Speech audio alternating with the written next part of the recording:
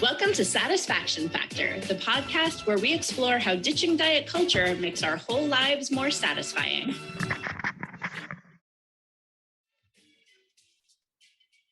Hey everyone, welcome back to the Satisfaction Factor podcast. I am Naomi Katz, an intuitive eating, body image, and self-trust coach, providing anti-diet support to free-thinking grown-ups who want to reclaim their autonomy and consent from diet culture. I'm Sadie Simpson, an anti-diet group fitness instructor and intuitive eating counselor, and I help other fit pros disengage from diet culture so they can improve program enrollment, engagement, impact, and retention without shame and manipulation. Hey, Sadie. Hey, Naomi. So today we wanted to talk about what we're referring to as the spectrum of body feelings, which really means we couldn't figure out a better way to say this. Yes.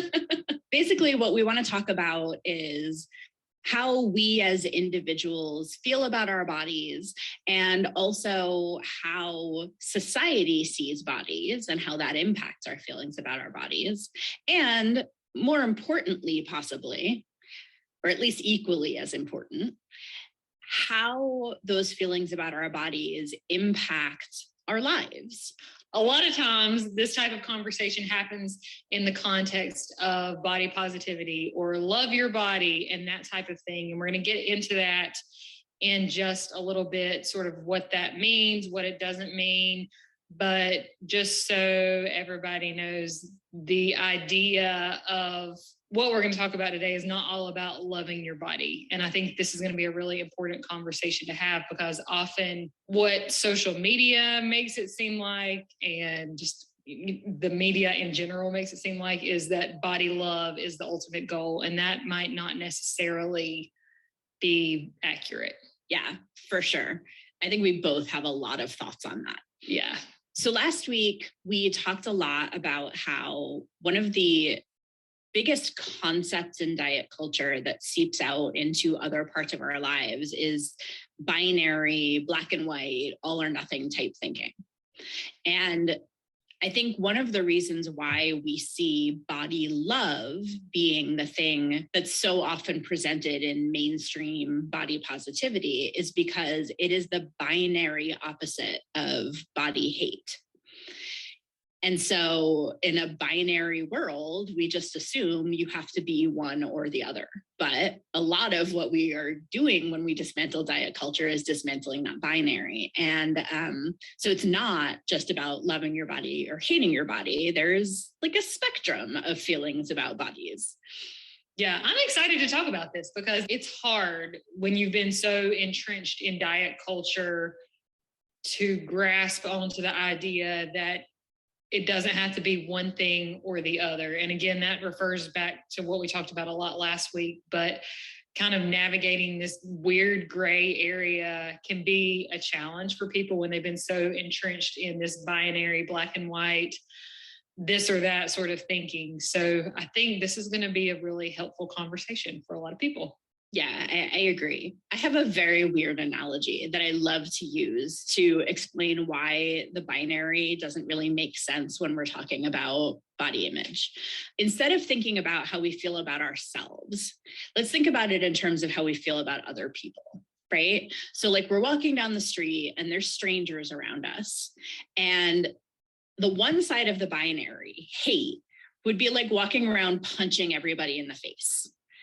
And like the other side of the binary, love, would be like walking around just hugging everybody you saw. That's not how we move through the world. Thank God. Right? And so it seems when you look at it that way, it becomes kind of absurd to assume that that's how we're going to relate to ourselves and our own bodies, right? Like that's not realistic. And so it's sort of important to recognize that there's this spectrum where we don't have to constantly be like all in love with ourselves, but like maybe we could just stop punching ourselves in the face all the time. But like that sounds nice. There's a gray area. There's a middle ground there somewhere. I generally feel like that spectrum. So like, again, those two far ends are like body hate and body love. But in between those, and maybe we can spend some time talking about what these things kind of look like, things like body respect, body neutrality, body acceptance, and body appreciation are all varying degrees of relating to your body that aren't on the far ends of either of the sides of the spectrum. And using intuitive eating as a framework to kind of navigate things like body respect and body neutrality and body appreciation.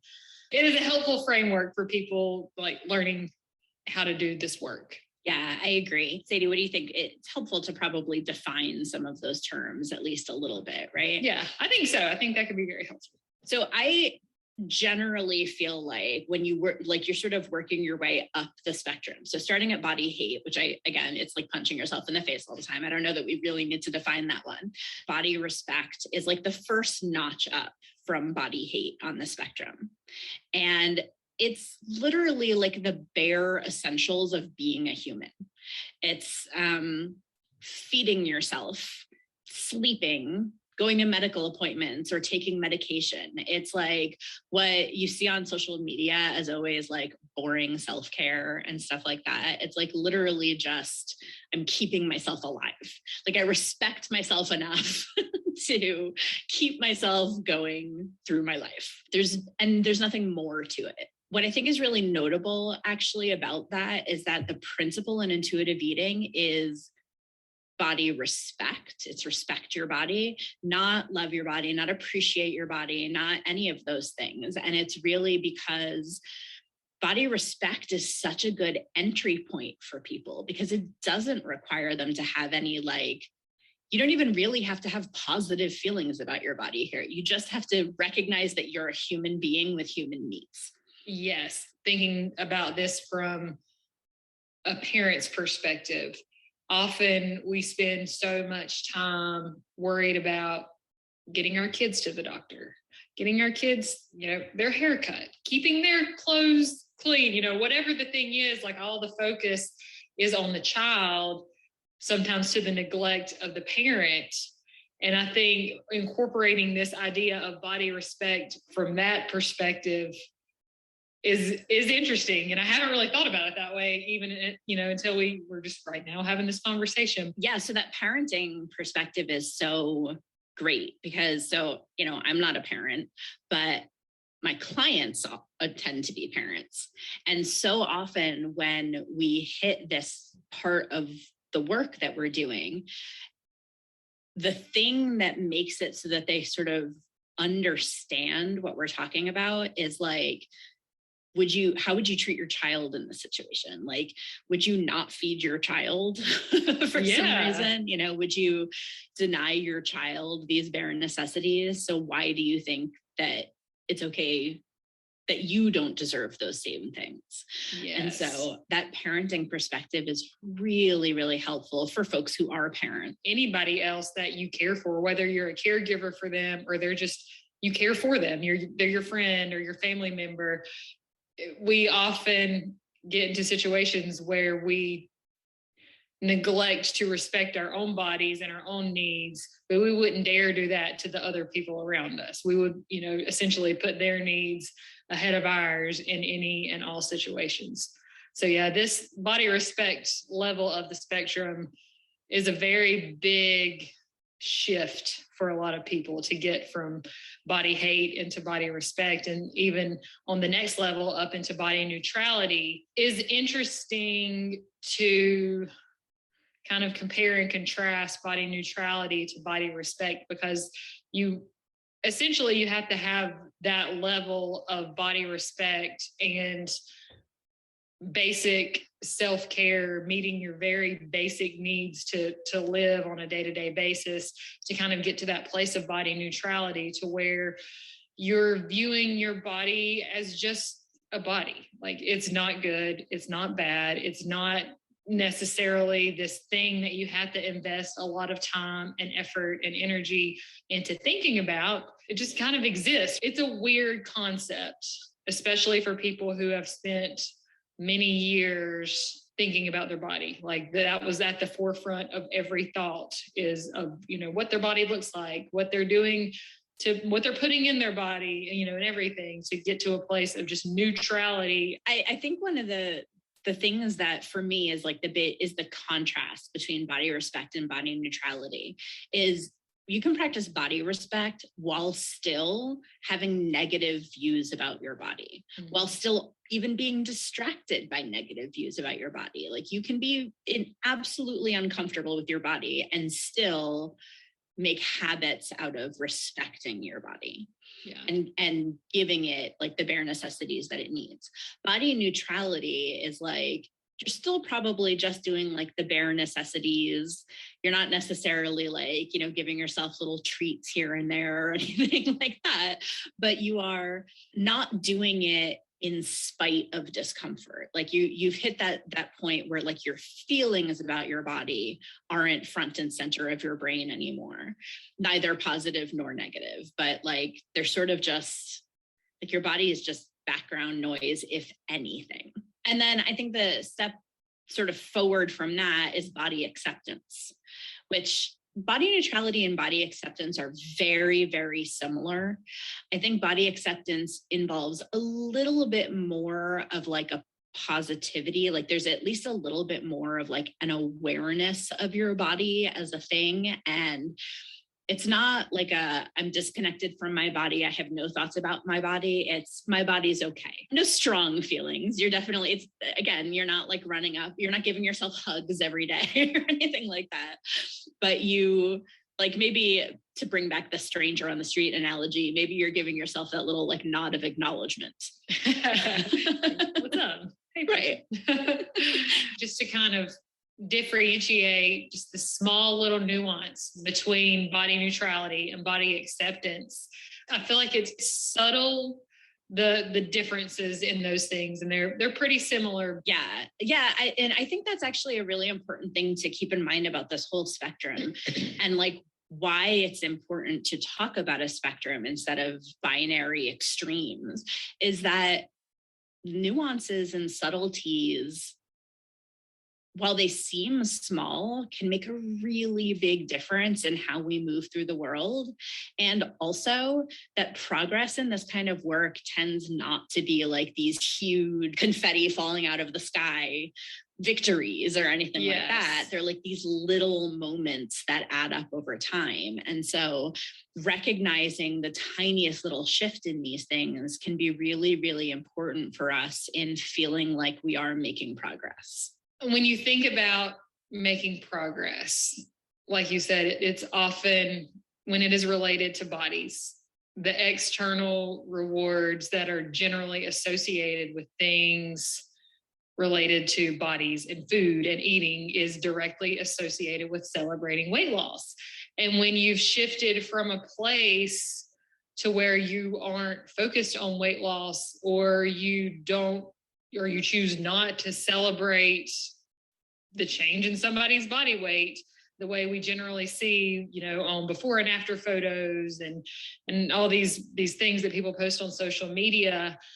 When you've shifted from that place into a place of kind of working through this spectrum of body feelings, it's more of an internal celebration versus this like external hoopla of things that generally happen. It's a shift compared to what we're used to in a society that is generally very focused on celebrating things like weight loss. Absolutely. Like you're very rarely going to see somebody you haven't seen in a long time, and the first words out of their mouth are going to be, "Oh, I see you're at body appreciation on the body image spectrum." Like that's not going to happen. So you sort of have to be able to, or, sometimes this is why working with a coach can be helpful, is like they can reinforce and validate that for you. But it's helpful to be able to find yourself on this spectrum so that you don't necessarily need that external recognition for it.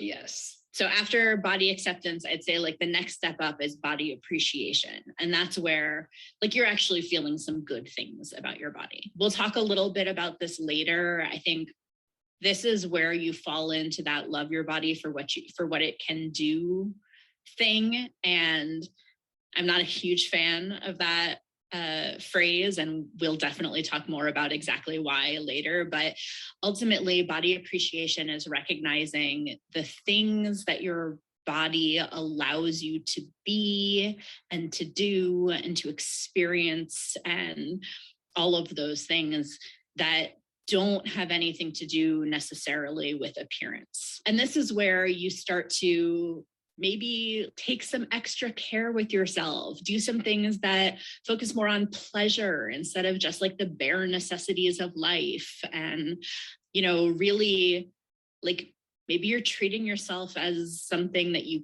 care about, like something special instead of just a stranger on the street. I like that. Because often we are, especially at the lower end of the spectrum, we are strangers to ourselves, which is kind of an odd concept to think about. But when we're sort of in this place of body hate, especially, it's hard to not feel like a stranger to yourself. So as you kind of move up the spectrum from body hate to body respect, body neutrality, body acceptance, body appreciation, it's almost like you are giving yourself the chance to get to know yourself better, if that makes any sense.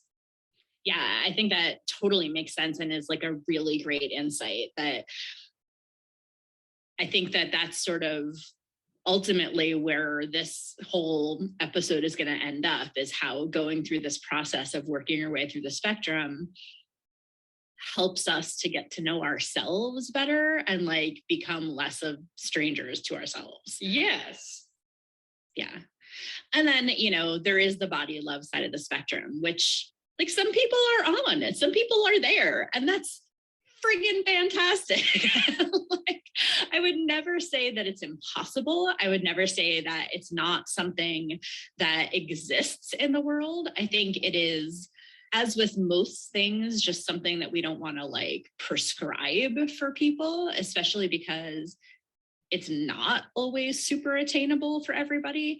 But there are definitely people who are there. And for that matter, there's days when all of us are probably there, where you're just like, you're feeling yourself, right? Yeah. And there's nothing wrong with that. There's nothing wrong with that at all. And then on the other end of the spectrum too, there's those of us who are like eternal pessimists that are like, love. I don't love anything. It's black-hearted people. The Grinches, yeah. That's okay too. Absolutely. So with the spectrum of body feelings, if you're not already following Satisfaction Factor Pod on Instagram, be sure to come check us out there, because we're going to put up a post that depicts this spectrum of body feelings. Because sometimes it's one thing to be able to sit and listen to it on a podcast, but to be able to have a visual of what we're talking about is really helpful for some people. So we'll be sure to include that on our Instagram page as well. Yeah, I love that. And then, of course, the other thing to keep in mind is that none of this stuff is permanent. Like, our feelings about our bodies can move up and down and all around the spectrum from day to day, from moment to moment. Like, there's none of this is like, oh, I am checking boxes on my way up to body love. And like, that's just not, we're humans. And so there's lots of variables that can affect our feelings. None of this is, it's not a one and done situation. Like, I know I personally, like, I know that there are some specific things that tend to move me down the scale. Pain tends to be real bad for where I fall on the spectrum. Hormones, I would say like probably about a week and a half before I get my period, I notice a ton of bad body thoughts. And it's just, that's just part of what happens for me. It's helpful as you're doing this work often to kind of notice what maybe moves you up or down this scale, because that way, one, when you're feeling kind of low, you can look and be like, what other than my body is making me feel this way? Because the fact that this stuff changes day to day, moment to moment, is a real good indicator that it's not actually your body, because your body does not change that much. Mm-hmm. And also, okay, I'm feeling lower on this spectrum. What do I know tends to make me feel better on the spectrum? And so like, we can actively seek things out to help us move up or down the spectrum also. I think something we could add to it, like an asterisk to the spectrum of body feelings, is body awareness. So what kind of self-check-in thing can you quickly do to, one, check in where you sort of are on this spectrum in a given day or a given moment, or whenever. And like you said, what are things that you can implement that might help you move up a level in the spectrum? But yeah, that the body awareness piece, I think, is huge. And again, that's something that people struggle with all of these outside factors clouding our ability to even consider this spectrum of body feelings, instead of either hate it or love it. So there's just a lot of factors that come into play, but cultivating a little bit of awareness can be really helpful here too. Yeah, absolutely. I love the idea of body awareness as like an asterisk to the spectrum. Like, we'll add that to the Instagram post. Definitely. Well, because it's interesting. Like, I don't know that I would put body awareness like as one of the spots on the spectrum. I think it's like you said, it's sort of incorporated into the whole framework of even knowing that there is a spectrum. I have this visual now, thinking like you have bullet points of all the spectrum of feelings, but then under it, it's like a little line that connects them all. And then you have body awareness. But anyway. I'm really excited to see this graphic, Sadie. Yeah, I might go create it after we finish recording this. Awesome. Okay, so we've said this a million times now about how like body love is not the goal. And so let's elaborate on that a little bit about that sounds like why. Because like we're not just shitting on body love for the sake of shitting on body love. Like there are some like legitimate reasons why body love is maybe not a super helpful thing to talk about. Like I think body love is the kind of thing where like if you get there, that's all you, man. You didn't get there because somebody told you to love your body. Personally, like my big bone to pick with the concept of body love is that it still centers our bodies in conversation. It's never love yourself, it's love your body.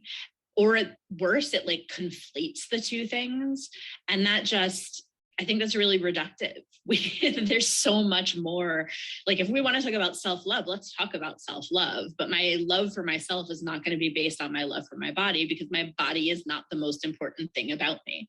Yeah. And so like preaching this, like, just love your body as like a roadmap to self-love, or even just on its own as the most important thing, just continues to center our bodies in these conversations. There's so much more to us than just our bodies. We are complex beings. We are not just a body. And I think for me, ditto to everything you just said.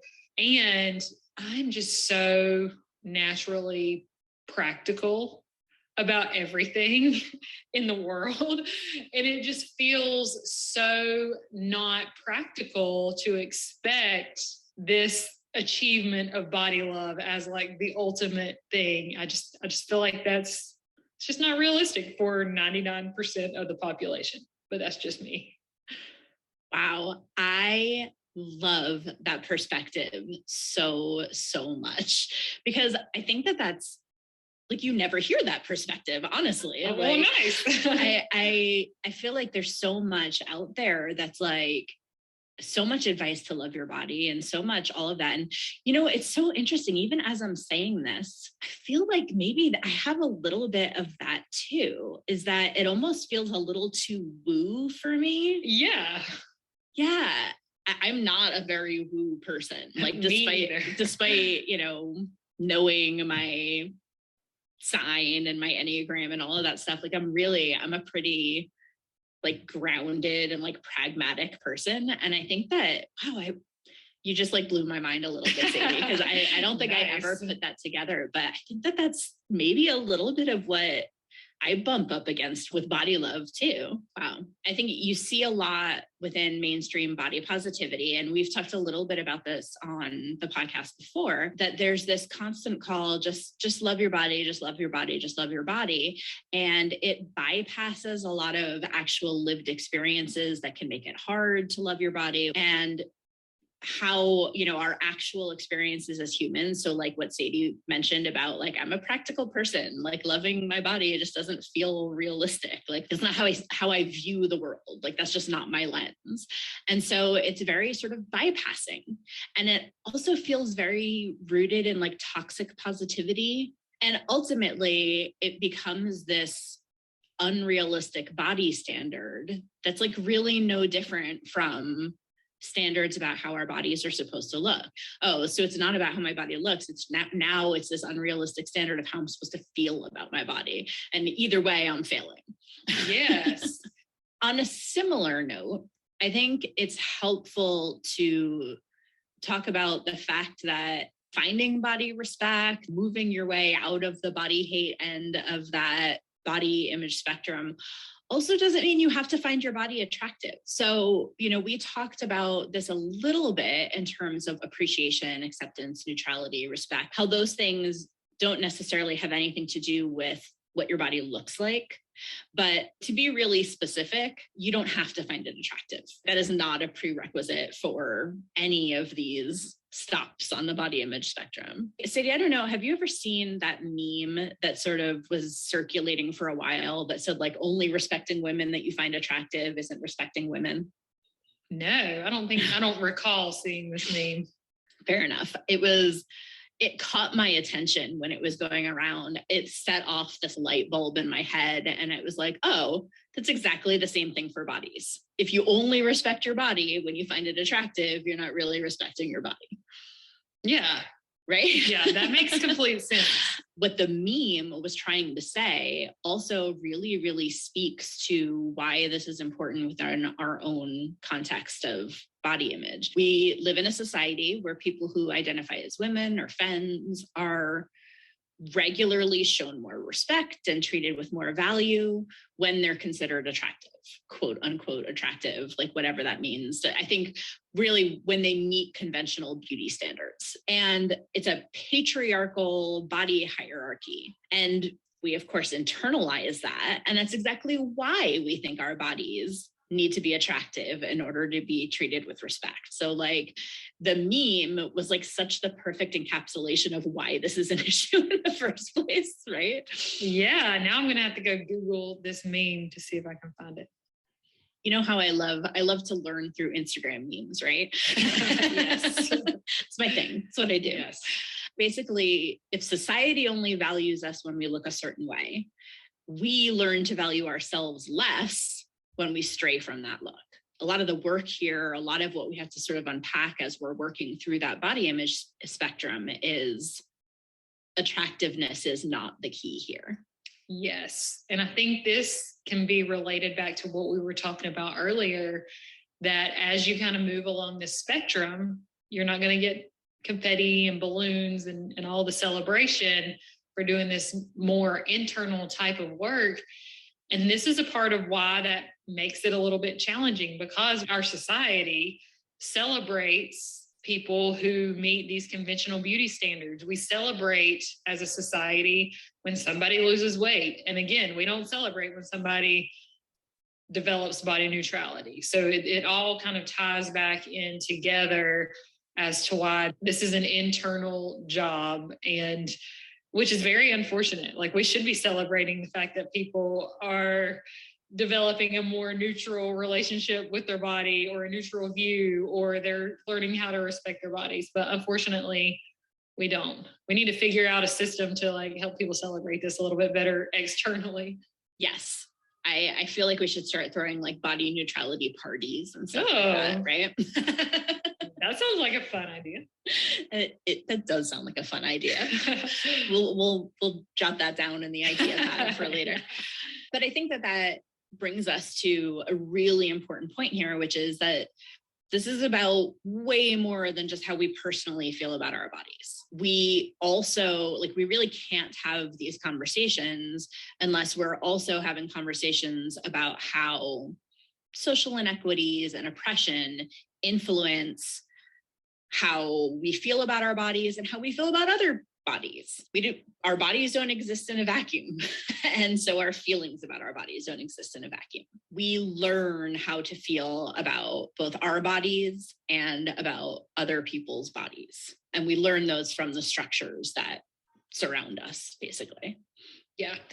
So there are some communities on social media, on Instagram specifically, that are dedicated essentially to helping not necessarily just parents, which that's why I'm kind of thinking about this, because most of the pages that I follow are that are related to this are parenting type Instagram pages. But anyway, they are dedicated to breaking some of these societal and generational cycles as to how we learn how to view bodies, or how we learn how to discipline kids, for example. It's kind of a comparison here, but a lot of these kind of communities on social media, on Instagram, and I can kind of cite some in the show notes, it's interesting to follow some of these like cycle breaking people. We learn not necessarily like just within our family systems, but within a societal system of what bodies are supposed to look like. What is a good body? What is a bad body? What should you aim towards achieving, you know, with your body throughout your life, and kind of connecting into some of these other places that are dedicated to teaching us how to kind of break some of these generational and societal cycles is a big deal, because that can kind of help us move along that spectrum and sort of break out of this place of body hate based on what we've just always been taught our whole lives. Yeah. Are there any specific accounts that you can think of that like you would refer people to if they were interested in that? Because I love this framing of this like generational cycle. I think it's so important to talk about that aspect of this. And I would love if we could do like a whole episode on that at some point. Yeah. Like, and you can sort of elaborate more on like parenting outside of diet culture and stuff like that, because that would be amazing. But in the meantime, can you think of anybody that, like any of these accounts that you'd refer people to? Yes. So specifically for parenting, there's an account called Big Little Feelings. And really it's more about like discipline style, how you speak to your kids and that sort of thing. However, they do talk a lot about like how to talk about your body in front of your kids. So that's an example of one. Feeding littles is another example. Again, most of my examples are going to be like parent related. I think we'll just do a full episode on this, like talking about breaking these generational cycles, not only with things like bodies and diet culture, but how that kind of feeds into everything. But specifically right now, Big Little Feelings and Feeding Littles are two pretty popular Instagram pages that hit on this pretty regularly. Awesome. I am so excited for that episode. Yes, please. I also want to sort of make a distinction here. So when we're talking about body image, we're talking about how we personally feel about our bodies. Weight stigma and thin privilege are concepts that are very closely related here, but they are about how society sees and values our bodies. They certainly have a really big impact on how we see our bodies and the bodies of others, but they are not synonymous. So for instance, a person in a smaller body can have poor body image, and a person in a larger body can have good body image. But only folks in larger bodies experience weight stigma, and all folks in smaller bodies experience thin privilege. And that is regardless of how they feel personally about their bodies, about like their body image. Yes, I'm so glad you pointed that out, because sometimes that distinction, sometimes the lines get kind of blurred there, and that's a very clear line. Yeah. And I personally have learned a lot about the distinction, and I would definitely highly recommend Lindley Ashline on her Instagram, which is Body Deliberation with Lindley. And of course, we'll always put all of this stuff in the show notes, but she has for quite some time now been doing sort of just periodically adding to a series on like prompts and things about both weight stigma and about thin privilege. And so those posts and her account in general are really, really helpful in terms of teasing out like body image versus weight stigma versus thin privilege, and really sort of wrapping our heads around that, because it can be really hard. Like if you're a person who's in a smaller body, but you feel terrible about your body all the time, it's really hard to recognize the ways in which you hold thin privilege. So it's important. So yes. I highly recommend that series from Lindley Ashline in terms of like helping to tease that out. Another great way to sort of frame this is Virgie Tovar. I am going to have to try and find the article or the post or wherever that she wrote about this so that we can link it in the show notes. But Virgie Tovar talks about levels of fat phobia, like tiers almost. The first one being intrapersonal, meaning how we feel about our own bodies, essentially, like how we talk to ourselves. The next one being interpersonal, how we talk to each other, like individual to individual. And then the highest level being institutional. So like how things like weight stigma and thin privilege are codified into policy within our systems. And so like if we wanted to sort of look at what we're talking about specifically here, we're primarily talking about that intrapersonal, which is very, very influenced by the interpersonal and the institutional, but it's still like a separate tier. And then the other person who has some excellent resources and speaks extensively on this, I know like she's been one of my main influences in learning about this stuff, is Sonia Renee Taylor, of course. And I think what really stuck with me from her work is her concepts of like body terrorism and body hierarchies. So because I don't think anybody can say this better than Sonia Renee Taylor in her own words, I'm actually just going to like read a quote that I feel like really sums this up. Quote, "Body terrorism is a hideous tower whose primary support beam is the belief that there is a hierarchy of bodies. We uphold the system by internalizing this hierarchy and using it to situate our own value and worth in the world." End quote.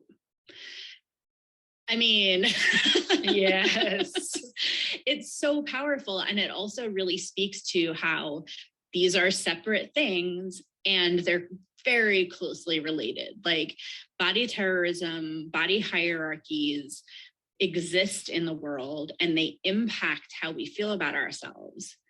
And the way we feel about ourselves can uphold those systems in the world also. Like not doing the work to examine how these things impact how we feel about ourselves allows these systems to just continue to exist unchecked. Oh yeah.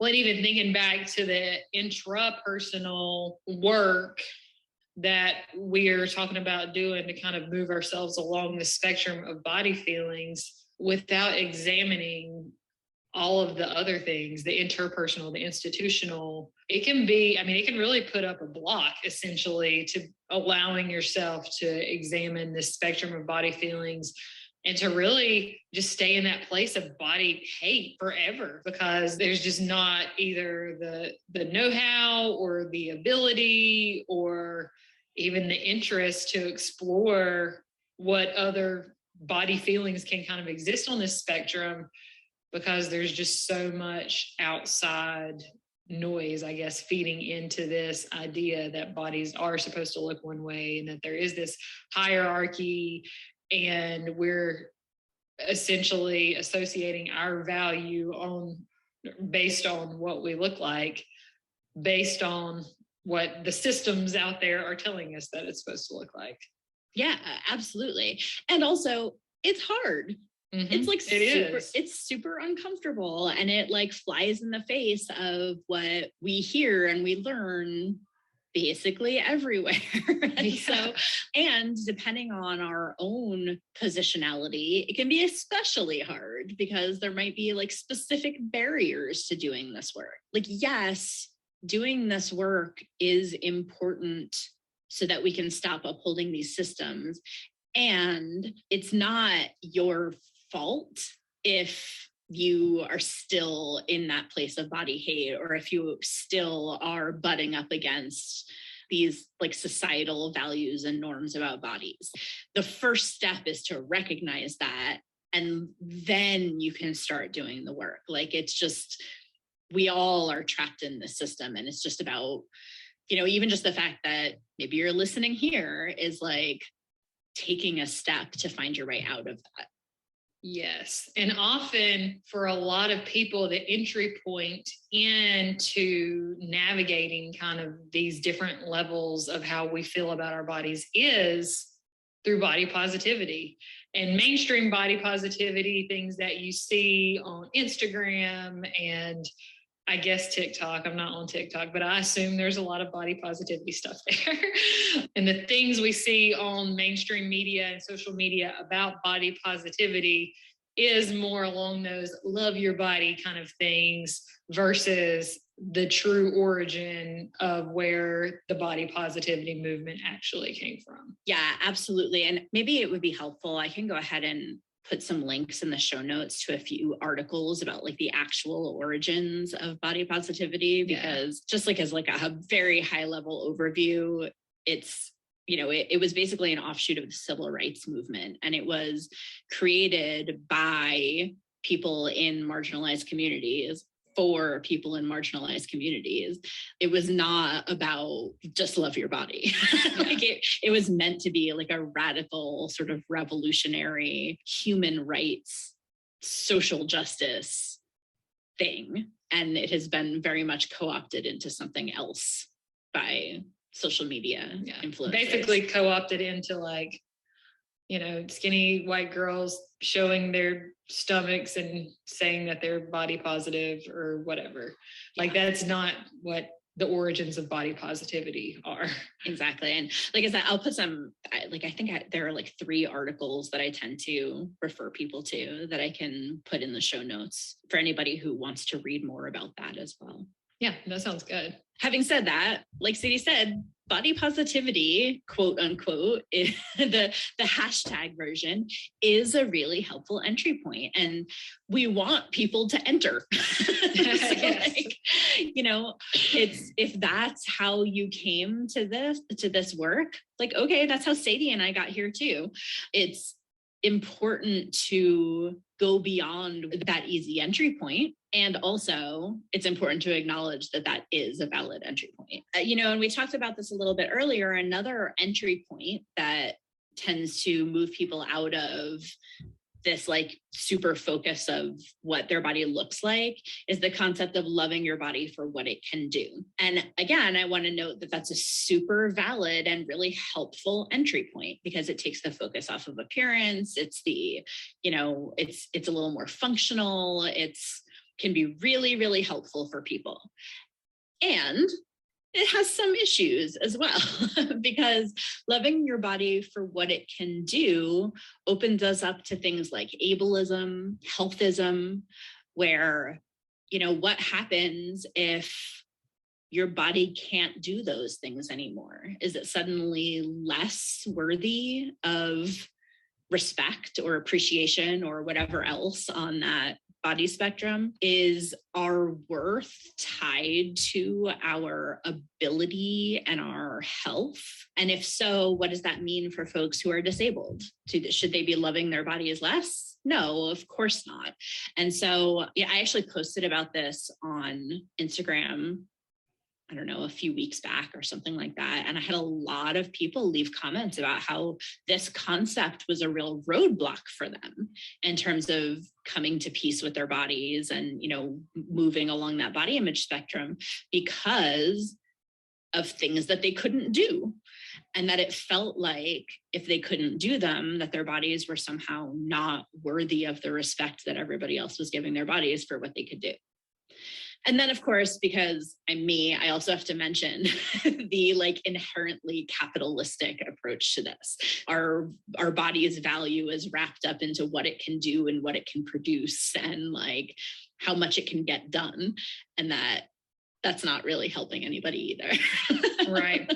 So I guess what it all boils down to is that, yes, there are some very clear entry points that may have gotten us to this place of moving along the spectrum from body hate to body respect and body neutrality and everything else.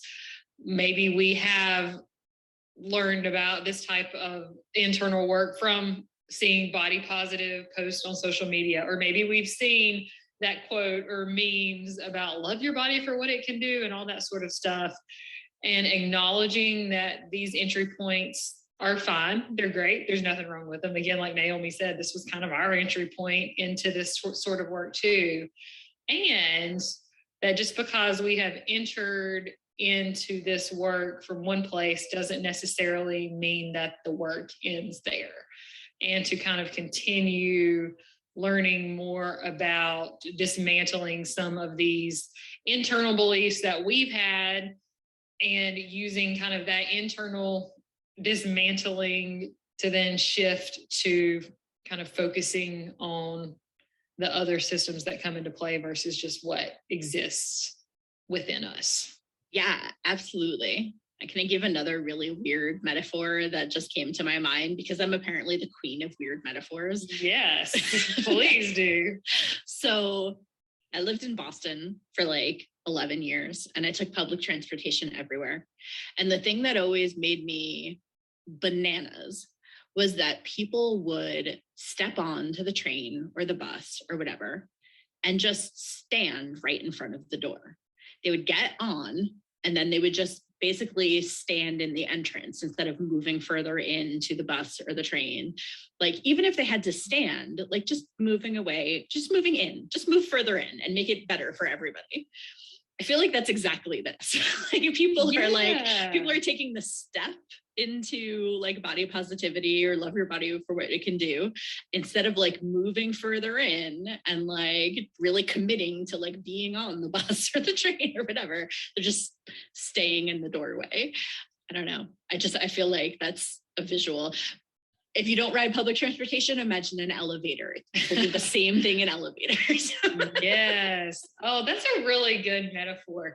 Well, and even in my world, in the group fitness instructing world, there is starting to be a shift, very small, very subtle shift in fitness and kind of moving away from this type of like no excuses, no pain, no gain mentality for like group fitness instructors and personal trainers, and to kind of shifting into a more body positive based approach into how they deliver their fitness programming and that sort of thing. It's kind of like an entry point for them to consider this non-diet approach to health and fitness, initiating this kind of lens of a spectrum of body feelings, because it's super common in the fitness world to be this rah-rah, love your body for what it can do, and all this sort of stuff. And instead of coming at this from almost, like you said earlier, toxic positivity place, stepping back and viewing fitness from more of a non-diet approach and initiating conversations with their classes and with their clients and even within themselves of stepping away from this fit ideal and essentially to kind of planting seeds and moving into more of even a body neutral place versus a love your body is the ultimate goal sort of place. And again, on the opposite end of the spectrum too, it can really directly or indirectly encourage people to remain in a space of body bashing and poor body image and body dysmorphia and comparison and that sort of thing in the fitness world when these conversations aren't handled kind of with a little bit of nuance and with a little bit of understanding. So I think that's all so incredibly important. And the thing about like even in the fitness space or even for ourselves, like when we say like, oh, it's not love your body for what it can do or like rah toxic positivity, nobody's saying like don't celebrate your wins or your client wins. Like nobody's saying don't be proud of yourself for something you've accomplished. Oh, did you hit a new PR or something? Cool. Celebrate the hell out of that. Like, that's amazing. And if you don't, you can still feel really good about yourself and your body and all of those things. Yes. Again, it's not a binary. It's not right. Black and white thinking. And a shameless plug, pretty soon I'm going to be launching a new program for group fitness instructors and personal trainers called Shame-Free Fitness. And it is all about navigating some of these nuances within the fitness industry as it is related to things like diet culture and body neutrality and just all of this stuff that we've been talking about a lot on this episode and some of our prior episodes. So if you're interested in that, come visit shamefreefitness.com and learn more about that program. Yeah. And I'm just going to back up that shameless plug for Shame-Free Fitness because I've gotten a little sneak peek at this, and it is amazing. I'll say these amazing. Definitely go check it out. Thanks. We'll put that link in the show notes too. Definitely. We've talked a lot about how it's important to do our own work on this stuff. And, we've touched a little bit on why that work is not easy and why it's, we're not blaming people who are not as far along or anything like that.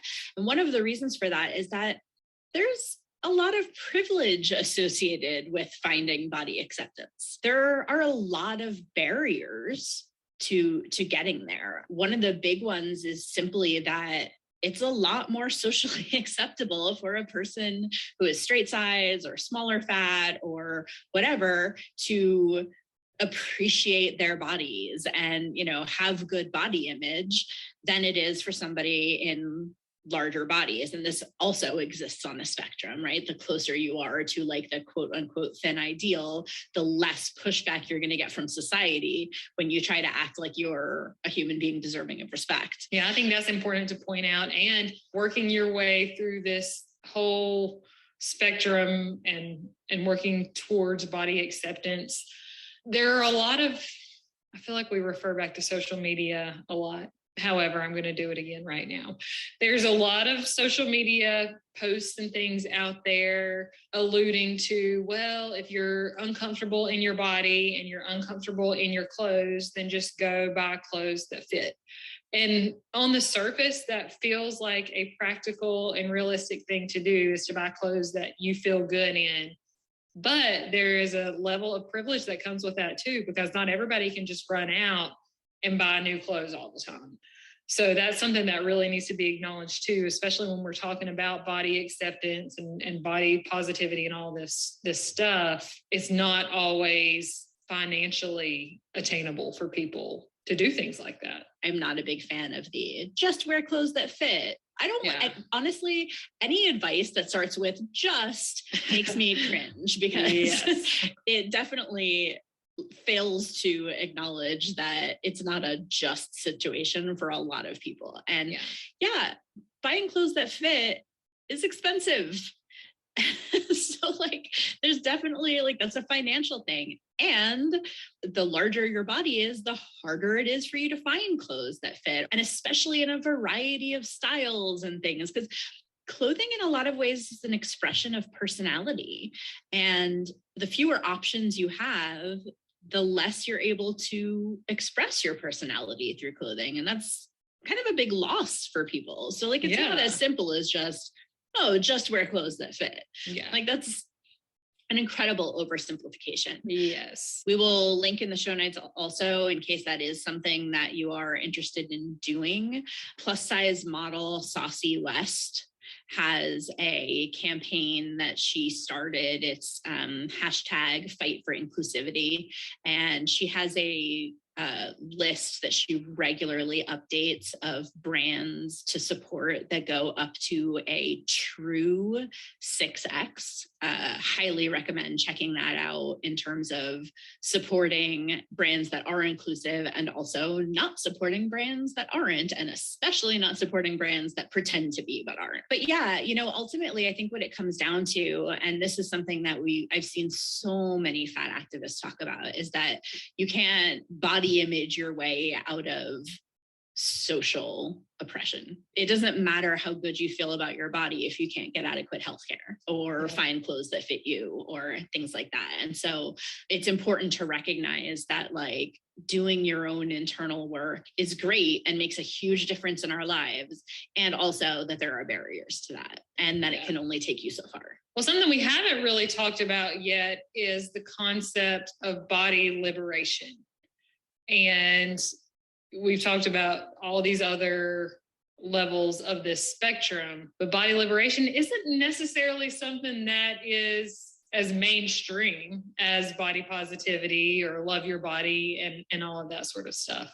So let's kind of hit a little bit on body liberation and what that is. Yeah, I feel like body liberation is outside the spectrum. It's like a whole other concept. It's like you've broken free of the spectrum entirely, essentially. Patrilli Hernandez, who has a company called Embody Lib, And we will link to her website and Instagram in the show notes. But Patrilli Hernandez has a great definition of body liberation that I love. And it basically means breaking free from internalized oppression to be able to recognize and actively dismantle external systemic oppression. If your mind didn't explode there a little bit, I don't even know. Mine totally did. The idea is that it is beyond all of these concepts of body positivity or even fat positivity, and is this whole other like revolutionary structure.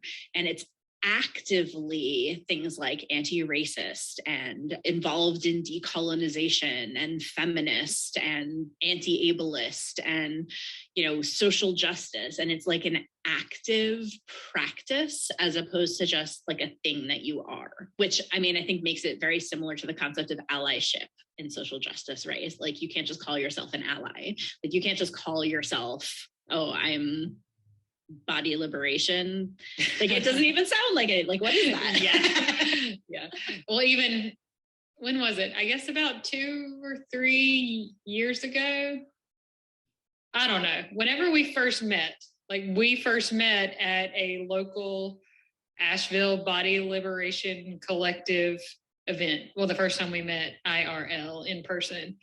But even up until that point, I had heard the term body liberation, but until I got involved in that, which unfortunately was kind of short-lived because COVID happened right after that began, until that point, even, I don't think I really understood what body liberation was until we started kind of going to those meetings, and then that encouraged me to kind of research a little more into this and kind of wrap my mind around what body liberation is. So I think it's important to talk about in this forum, but also yet another thing for us to continue to learn more about, not just us, you and I personally, but from a societal level as well.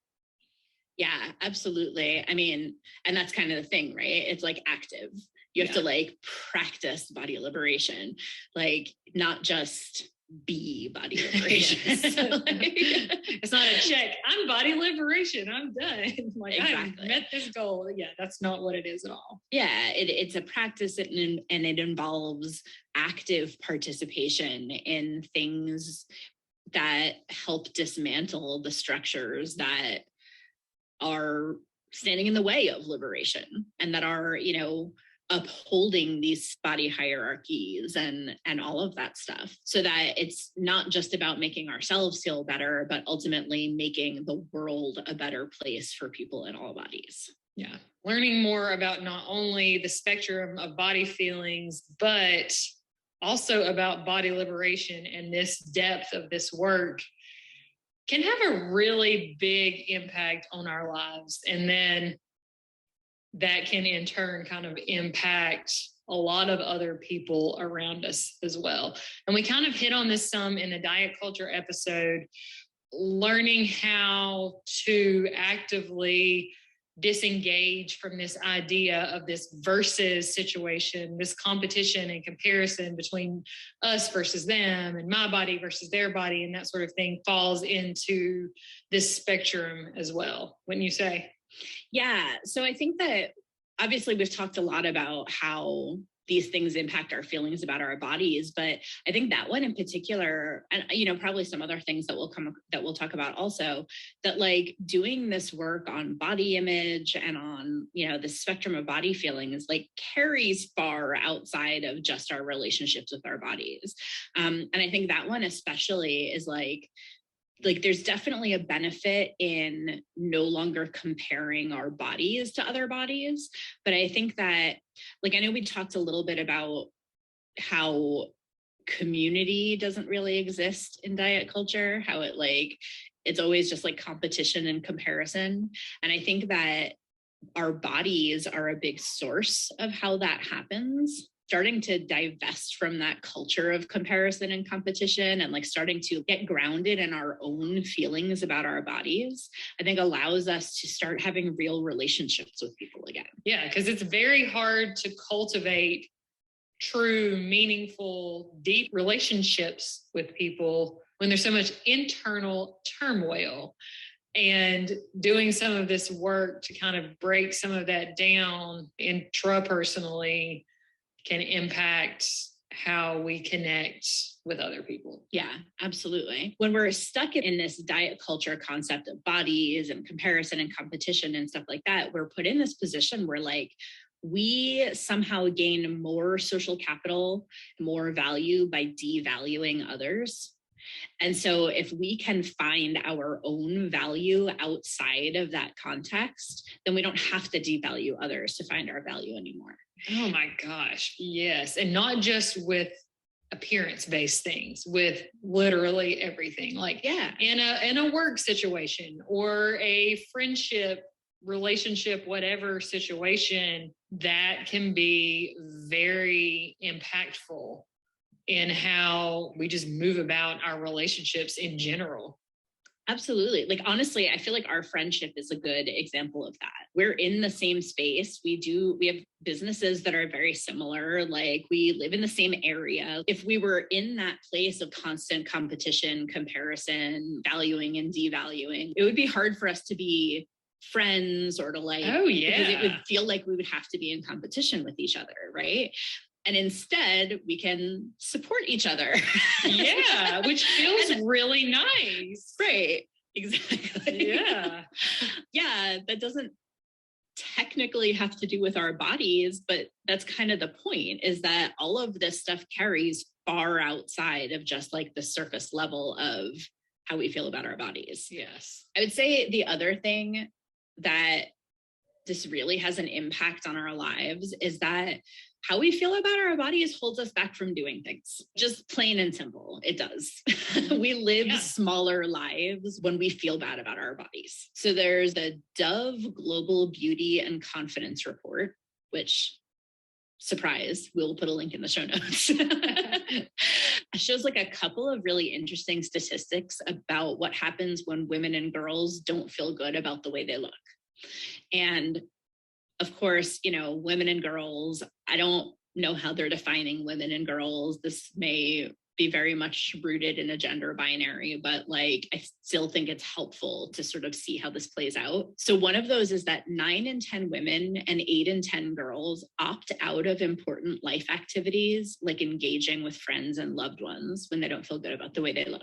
9 in 10 and 8 in 10, like, that is bananas. That's like 80 to 90% of women and girls who are just not living their lives, right? That is a lot of people. Right. Just because of how they feel about how they look, which I don't mean to minimize. Like, it's just bananas that it has that significant of an impact. Yeah. And then the other one is that 5 in 10 women and 8 in 10 girls have not been assertive in their opinion or stuck to their decision because they didn't feel good about the way they look. Wow. Which we talked last week, I guess, about self-silencing and how big of a deal that is in diet culture. Hello, here we are. That's a lot. It's huge. Yeah. Overwhelming majority of women and girls who are censoring themselves and who are not participating in their own lives because of how they feel about their bodies or their appearance. Wow. And, you know, unfortunately, what's out there, again, in social media, and we talk about social media a lot because it's like a huge factor in our lives at this point. Yeah. Not really like ours personally, but ours as a society. And so it's important to, you know, see how this stuff gets reflected there. And so unfortunately, social media has taken it upon themselves to start promoting this concept of living your best life, but like in a way that has been totally co-opted by diet culture to mean thinness. Yes. And so instead of being like, hey, huge majority of women and girls who won't live their lives because of how you feel about your bodies, instead of being like, you know how you can live your best life is to break free of these ridiculous ideals and norms about bodies. It's, well, if you just lost some weight, you could live your best life. Oh my gosh, we need to find a way to rebrand live your best life. Live your best life. It needs a whole, they need a new marketing team for this phrase, it seems like. Man, yeah, because everything you see on social media, it's live your best life, but only if you have these certain standards or you reach these specific benchmarks. It excludes a lot of people. And even if it doesn't blatantly exclude a large percent of the population, it indirectly makes people feel like they can't live their best life based on just what society tells them their best life is supposed to look like. Literally everybody I work with can give me at least one example of something that they didn't do specifically because of how they felt about how their body looked. Yes, and now that you mention that, I'm thinking back on conversations of everybody that I've worked with through intuitive eating coaching, same thing. Yeah, I think I personally, the first one that comes to mind is I was really into powerlifting for a while, and there was a part of me that like always wanted to try a powerlifting meet, and I never did because I felt like I never looked strong enough. Oh, you need to live your best life and start training for that powerlifting. Well, I don't want to anymore. Like I don't powerlift anymore, so I'm not really looking to do that anymore. But it is unfortunate that I didn't do it for that reason. You know, one of my past intuitive eating coaching clients, one of the things that we talked through a lot was finding creative outlets or hobbies or just other things to kind of get involved with outside of work and outside of home and that type of thing. And one of the things that she had expressed to me that she always wanted to really get into was hiking. And coming from somebody who also lives in the Western North Carolina area, is we have an abundance of places to hike for multiple ability levels, distances, elevation levels, and all that sort of stuff. And that's kind of something that we worked through, is getting over this barrier or over this hump that you have to look one specific way to be a person who hikes, which is not the case at all. And I feel comfortable sharing this, like she's given me consent to share this before on other outlets. Otherwise, I probably wouldn't have shared that. But yeah, there's just so many examples out there of these blocks, whether they are mental blocks or literal physical barriers, things that prevent us from living our best life, unfortunately, due to this just expectation and standard of what the best life is supposed to look like. Right, which is thin and wealthy and yes, white and able-bodied and all of those things. Yeah, absolutely. And the hiking thing made me think that there's one of the things that's really helpful here is, again, through social media, we actually have the opportunity to see representation of people in all different bodies doing these things.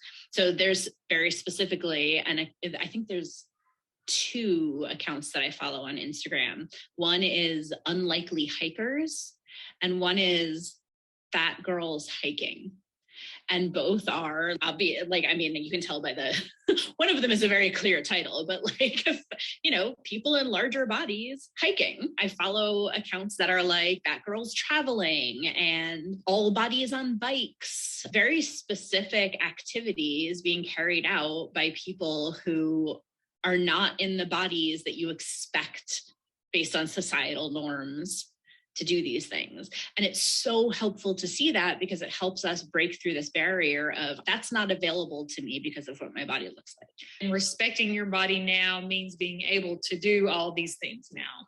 So not waiting till 10 pounds from now in order to initiate a new hobby or do a new activity, and just finding ways to live your best life that might not necessarily be Instagrammable. Like, we can live our best lives in ways that aren't something that you can take a picture of.